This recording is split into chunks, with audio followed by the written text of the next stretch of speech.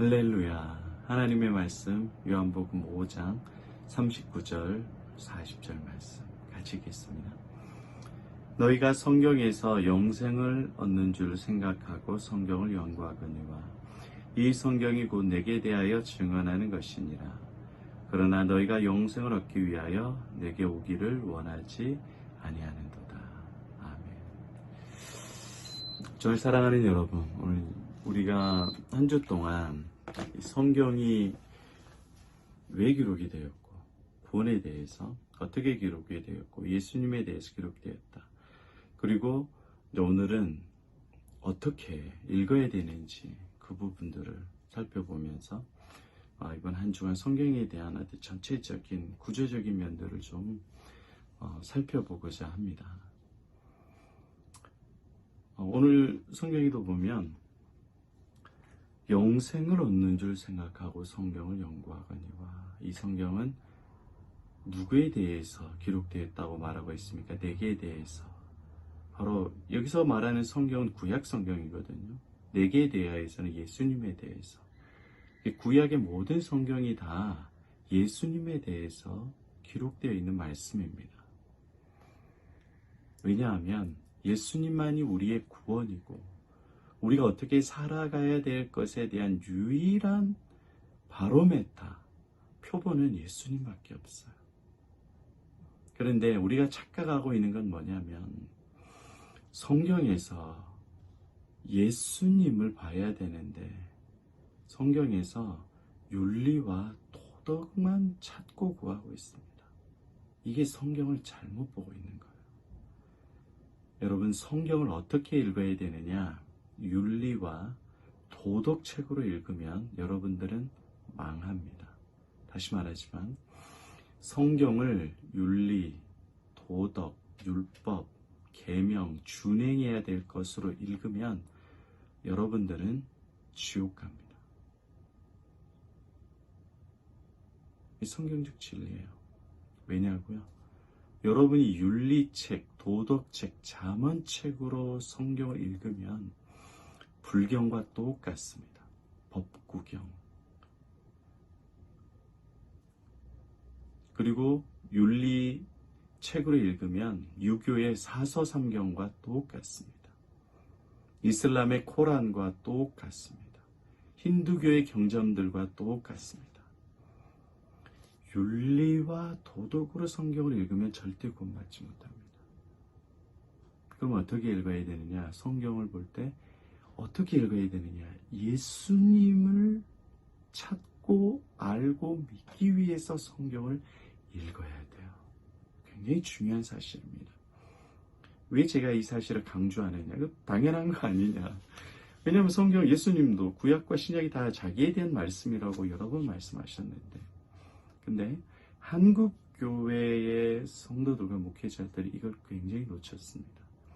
예수님으로 읽지 않고 어떻게 착하게 살 것인지, 어떻게 바르게 살 것인지, 사회에 어떤 영향을 미칠 것인지 거기에만 초점이 맞춰져 있어요. 그렇게 해야죠. 착하게 살아야죠. 기운실같이 그런 단체들이 있어야 되죠. 그런데 그런 주장들, 윤리적이고 도덕적으로 바르게 살아야 한다라고 하는 주장들이 항상 말하는 게 뭐냐면 예수님 믿는 건 당연한 거 아니냐.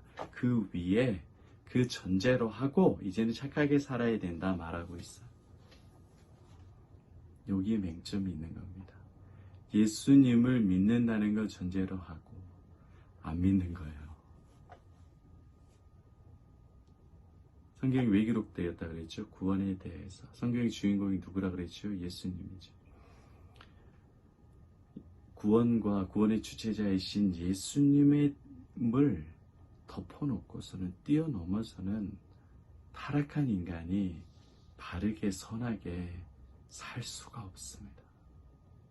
그러니까 여러분, 성경에서 제일 중요한 것, 여러분 윤리책, 도덕책으로 보면 안 돼요. 아이들이 똑똑해지기 위해서 잠언을 익힌다. 이건 완전히 성경을 왜곡하는 거예요. 예수님을 대적하는 행동과 같습니다. 물론 좋은 교훈들도 많죠. 전도하기에도 좋죠. 그러나 이 잠언에 나타나 있는 이 지혜를 통해서 예수님을 봐야 돼요. 지혜의 근원 대신, 구원의 지혜자 대신 예수님을 봐야 되는데 그것을 제쳐놓고 겸손해라, 내 입을 삼가 조심해라, 돈을 빌려주지 말고 보증서지 말라, 게으른 자여 개미에게 배우라, 이런 잠언 프로버브들만 배우면 예수를 못 보고 결국엔 지옥 가는 겁니다. 끔찍한 거예요, 여러분. 이 심각성이 무엇인지 아시겠습니까? 성경을 읽을 때 윤리책, 도덕적으로 보면 안 된다 그랬어요. 예수님으로 읽어야 됩니다. 구원자 예수님이 어떻게 나타나시는지. 왜 이게 중요하냐면 성경을 제일 많이 연구한 민족이 어디겠어요? 대한민국이고 미국에 있습니까? 아니죠. 유대인입니다. 이스라엘 사람들이요. 이 사람들 성경 박사입니다. 히브리어, 헬라어, 아람어, 콥트어, 다양한 성경 언어들을 다 구사하고 통째로 머리에 암송하고 있는 사람입니다. 성경을 암송하고 율법과 계명을 다 준행한 사람, 지킨 사람이 유대인입니다. 그런데 예수님 당시에 그런 철두철미한 유대인들이 천국 갔습니까? 지옥 갔습니까? 심판받았어요. 왜 그렇죠? 성경을 많이 아는데 누구를 못 봤어요? 오늘 39절 말씀대로, 40절 말씀대로 성경을 예수님으로 보지 않고 예수님께 안 나오는 거예요. 여러분 지금 무슨 말인지 알겠습니까? 유대인들이 구약 성경을 읽을 때 예수님을 못 보니까 결국에는 다 심판받은 거예요. 모든 구약 성경에 있는 말씀이 오실 메시아 예수님에 대해서 나왔는데 그들은 초라한 예수님, 고난당하신 예수님, 그 메시아를 받아들일 수 없는 겁니다. 이 시대에도 우리가 성경을 읽을 때 예수님으로 보지 않고 잠언으로, 좋은 책으로, 도덕책으로, 교과서로 이 성경을 이용한다고 한다면 이건 끔찍한 결과를 낳게 됩니다. 그러니까 성경을 통해서 구원자 대신 예수님을 발견해야 돼요. 예를 들어서 이렇게 보라는 거죠. 욥기를 통해서는 인생의 고난의 문제에 대한 해답이 아니에요. 우리 인생의 죄를 위해서 고난당하신 예수님, 그 예수님 때문에 욥과 같이 우리 인생에 어떤 고난이 있어도 누가 도와주시는 거예요? 예수님이 도와주시죠. 아가서 굉장히 야해요. 직설적이에요. 막 가슴이 나오고 몸매가 나오고. 이 아가서는 부부간의 사람의 깊은 에로틱한 사랑이 아니라 솔로몬과 천한 술람미 여인의 사랑과 같이 전능자 하나님과 이 천한 죄인인 인간을 향한 그 사랑, 예수 그리스도의 사랑에 대해서 말하고 있는 겁니다. 현대신학은 절대로 이렇게 해석하지 않습니다. 그런데 예수님의 사랑에 대해서 성경이 말해주고 있는 거예요. 선지서들 구조를 보면 굉장히 구조가 논리적이지 못해요. 이스라엘 백성들이 타락해요. 타락했는데 갑자기 하나님께서 구원을 베푸시고 회복할 것이라고 말하고, 이사야서에서는 새하늘과 새 땅, 신천신지, 신천지들이 말하는 신천신지, 신천지가 이루어져요. 갑자기 죄악 가운데 이스라엘이 아무것도 하지 않았는데 그러다가 또 갑자기 열방들을 심판하고, 심판한 다음에 갑자기 은혜를 베푸고. 이 구조들은 뭘 말하고 있냐면 모든 선지자들을 통해서 죄 가운데 있는 인간을 위해서 하나님께서 불가항력적인 은혜를 베풀어 주시는 것. 우리가 예수님을 찾고 구하지 않았는데 예수님 자신이 이 땅에 오셔서 생명을 주시고 전능자께서 세리와 창기들의 우리들을 구원해 주시는 예수님. 성경 전체를 예수님으로 봐야 합니다. 그때 구원을 누리고 인생의 모든 수수께끼들이 해결되는 거예요. 여러분 성경을 어떻게 읽어야 됩니까? 예수님으로 읽어야 돼요. 예수님을 읽으면 여러분 망한 인생이 아니라 예수님으로 인하여서 흥한 인생이고, 가난한 인생이 아니라 늘 채워주시고 부유한 인생이 되고, 아프고 병든 인생이 아니라 강건하고 영생을 누리는 인생이 되고, 죽음의 두려움, 자녀의 문제, 직장의 문제, 건강의 문제, 사람의 문제, 나의 인생에 대한 해석들에 대한 분명한 답을 성경을 통한 예수님께서 주십니다. 그러니까 성경을 통해서 예수를 발견하시고 이 금광석, 노다지 같은 은혜를 누리시기를 바랍니다. 1절의 말씀을 정리해 보면 성경 왜 기록되었습니까? 구원과 영생에 대한 책입니다. 예수님에 대한 책. 어떻게 기록이 되었어요? 구약과 신약은 구약은 예수님이 오실 것이다. 신약은 예수님이 오셨다. 바로 예수님으로 기록되어 있습니다. 어떻게 읽어야 됩니까? 윤리와 도덕책으로 읽으면 안 되고 유대인과 같이 율법과 계명으로 읽으면 안 됩니다. 예수님을 구원자 예수님으로 읽어야 됩니다. 여러분 그럴 때에 우리가 거룩하고 올바르고 정직하게 살아갈 수 있도록 주님이 도와주시는 거지. 내 스스로는 절대로 윤리적으로 도덕적인 삶을 살 수가 없어요. 이 성경에 나타난 이 예수님을 통해서 여러분 믿음이 더 깊어지고 예수님으로 풍성해지고 부유하고 행복한 주님의 복을 충만하게 누리는 저 여러분 되시기를 축복합니다. 아멘.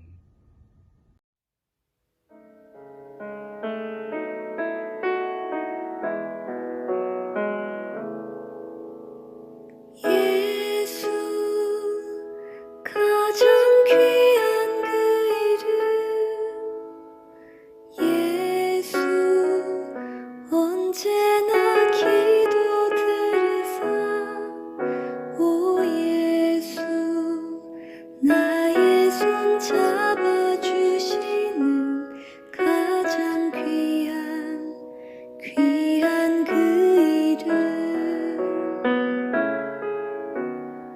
예수 찬양하기 원하네 예수 처음과 나중 되시는 오 예수 날 위해